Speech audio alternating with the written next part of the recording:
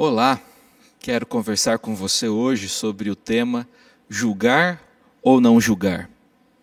De acordo com o dicionário, julgar é, preste atenção, decidir como juiz ou árbitro, dar sentença, sentenciar, supor, imaginar, formar opinião sobre, avaliar.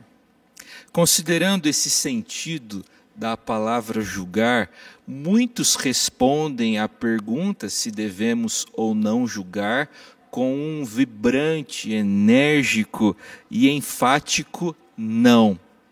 Nossa cultura, nossa sociedade é altamente avessa e contrária à ideia de eu julgar alguém. Em nome do amor, da tolerância, do politicamente correto, somos orientados a aceitarmos estilos de vida, crenças, religiões, práticas e ideias de todo tipo. Os pontos de vista bíblico e conservador são raramente tolerados. Você não pode criticar crenças, religiões ou práticas de outros, pois você seria considerado alguém grosseiro, alguém arrogante e alguém que não ama. O fato é que nós devemos rejeitar a prática de não julgar, basicamente porque a Bíblia nos ordena que façamos sempre avaliações, tanto positivas como negativas, a respeito de nós mesmos, a respeito de outros também. No entanto, sempre devemos fazer essas avaliações com critério. Chamo a sua atenção para o texto do Novo Testamento. 1 João 4:1 diz: Amados, não deis crédito a qualquer espírito, antes provai se os espíritos procedem de Deus. Em resumo, julgar é humano. Todos nós temos um verdadeiro tribunal dentro do nosso coração e da nossa mente. O tempo todo estamos avaliando se o que os outros estão fazendo está certo ou errado. O tempo todo avaliamos se o que a gente está fazendo é justo ou injusto. Enfim, julgar é humano. Só que o julgamento muitas vezes é evitado ou desincentivado por algumas razões. Em primeiro lugar, a Bíblia diz para não julgarmos. Muita gente não julga, não faz uso do julgamento porque a Bíblia diz para não julgarmos. Embora a Bíblia seja clara em defender a prática do julgamento, alguns textos parecem ensinar o contrário, e o mais conhecido é aquele que se encontra no Evangelho de Jesus segundo Mateus, no capítulo 7, no versículo 1, que diz: Não julgueis, para que não sejais julgados. Eu gostaria de chamar a sua atenção para o que o texto de Mateus 7:1 não diz. Mateus 7:1 não diz que você não pode ter opinião. Jesus não proibiu todo tipo de julgamento. Se você observar o contexto de Mateus 7, você vai reparar que Jesus proibiu um tipo específico de julgamento, chamado de julgamento temerário. Ao dizer não julgueis, é evidente que não se trata aqui de uma condenação completa contra a formação de uma opinião e a exposição da mesma. Jesus, nosso Senhor Jesus Cristo, chegou a certas conclusões sobre os escribas e sobre os fariseus e não hesitou em expressá-las, como por exemplo em Mateus 5:20, onde lemos o seguinte: Porque vos digo que se a vossa justiça não excederem muito a dos escribas e fariseus, jamais entrareis no reino dos céus. Em segundo lugar, o texto de Mateus 7:1 não diz que você não pode ser corrigido. Algumas pessoas usam de forma inapropriada, indevida o que Jesus disse para tentarem justificar seus próprios erros. Ninguém pode me julgar, dizem. No entanto, quando o indivíduo faz alguma coisa que é errada, que é contrária à palavra de Deus, ele precisa sim ser corrigido. Infelizmente, Mateus 7:1 não pode ser usado como blindagem. Alguns tentam usar esse texto para se blindarem de qualquer tipo de crítica, para qualquer tipo de julgamento. Infelizmente, essa é uma má notícia para quem usa o texto de forma errada.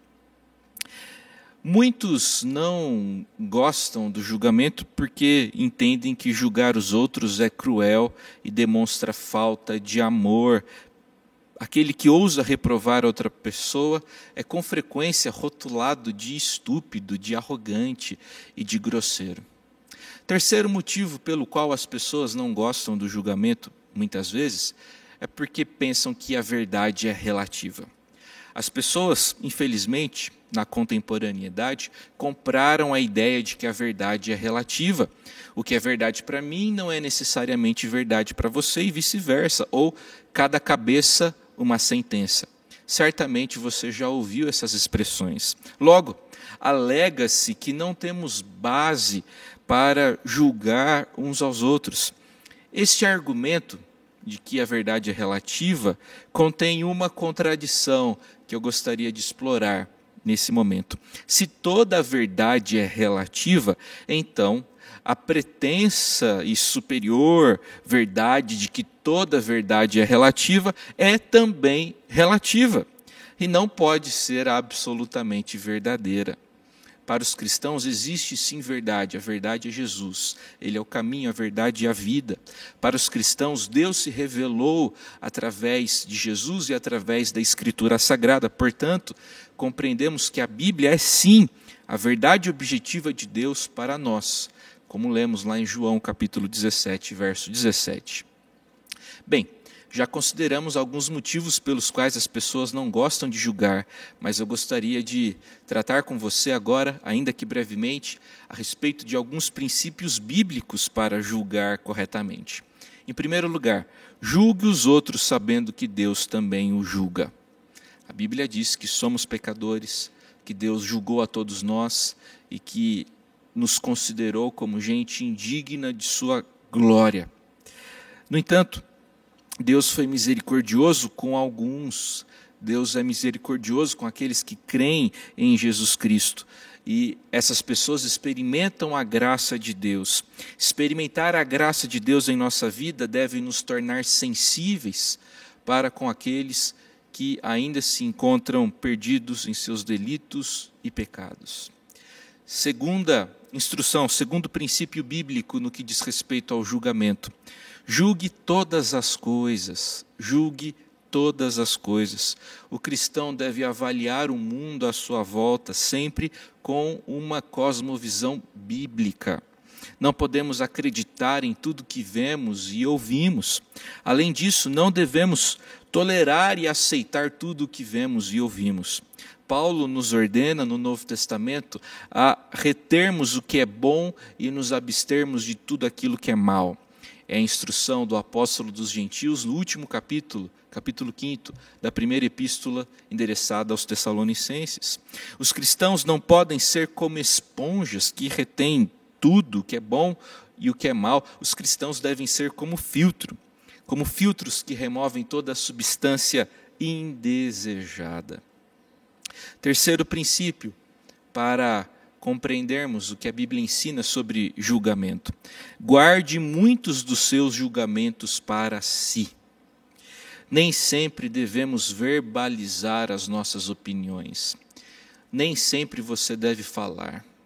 A Bíblia diz que há tempo para falar e há tempo para se calar. É a declaração de Eclesiastes capítulo 3. Chama a sua atenção para outro texto pertencente ao bloco dos livros poéticos do Antigo Testamento. Fizemos referência há pouco sobre Eclesiastes 3:7, agora quero chamar a sua atenção para Provérbios 12:23, que diz o seguinte: o homem prudente oculta o conhecimento, mas o coração dos insensatos proclama a estultícia. Antes de você falar alguma coisa, antes de você querer dar alguma palavra de juízo, responda sinceramente algumas perguntas. Em primeiro lugar, é seu papel ou responsabilidade fazer isso? Você precisa corrigir aquela pessoa?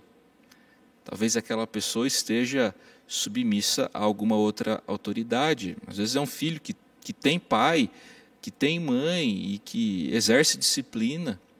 Às vezes você quer se intrometer em assuntos que não são da sua competência, e isso não é correto.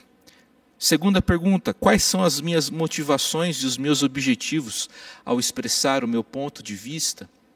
Isso é muito importante. Você compartilha seu julgamento visando aquilo que Paulo escreveu em Efésios 4:29, visando edificação, conforme a necessidade, e assim transmitir graça aos que ouvem? Seu objetivo é esse, ou seu objetivo é ferir, é humilhar?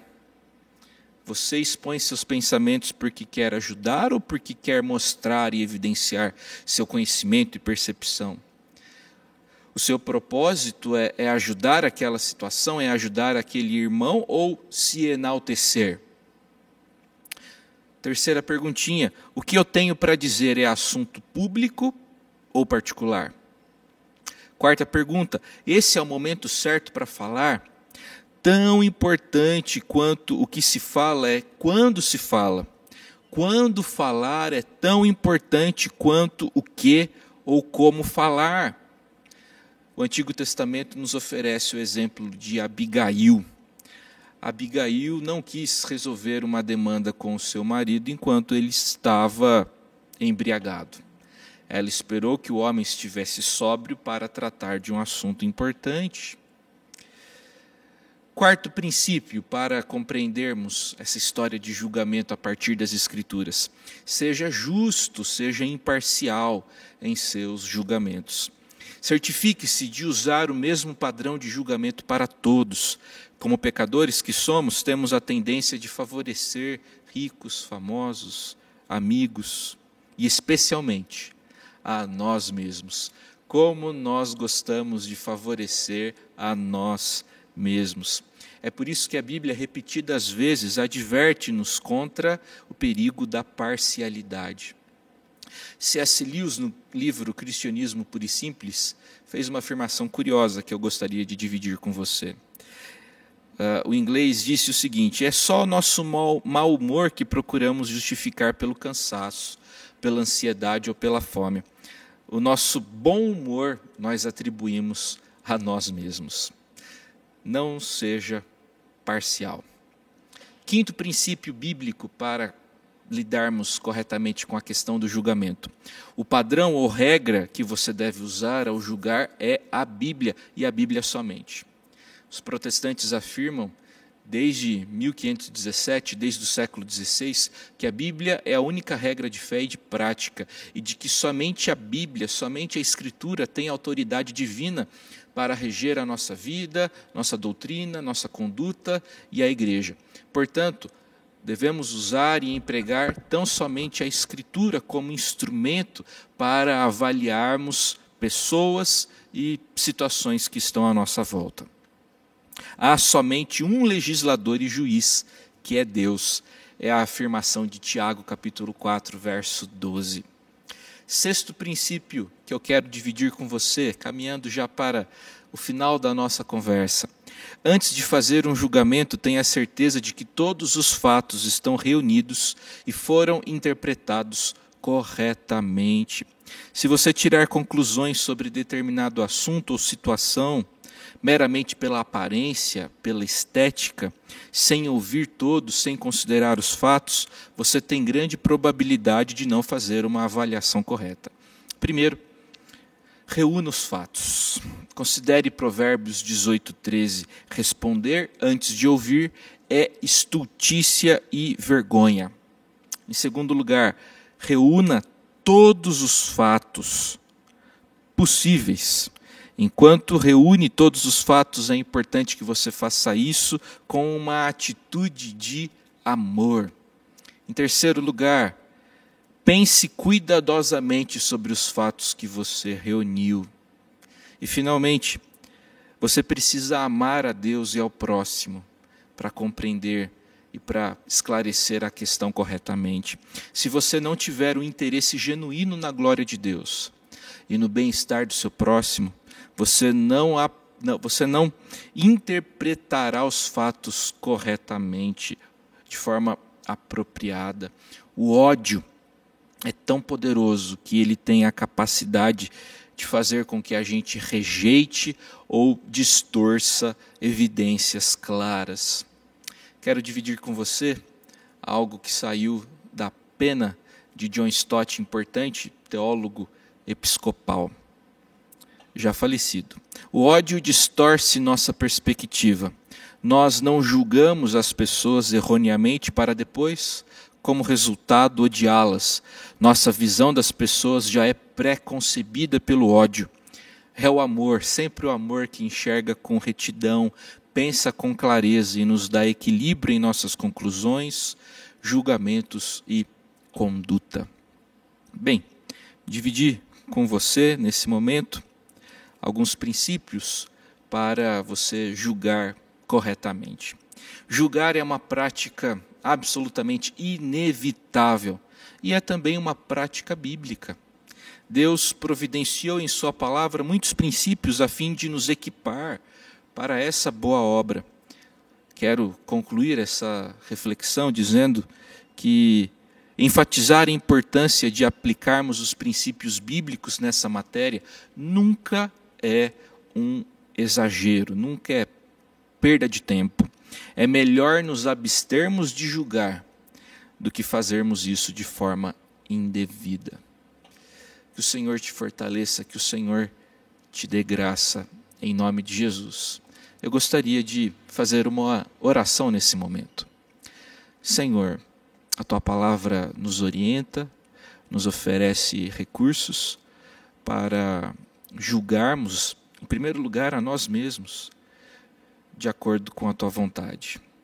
A Tua palavra também nos equipa a julgarmos, a avaliarmos aqueles que convivem conosco e a fazermos isso sempre com o desejo de glorificar o Teu nome e de cooperar para o bem do outro, o exortando, o corrigindo, sempre em amor. Obrigado por essa reflexão, que o Senhor nos abençoe e nos dê graça, em nome de Jesus. Amém.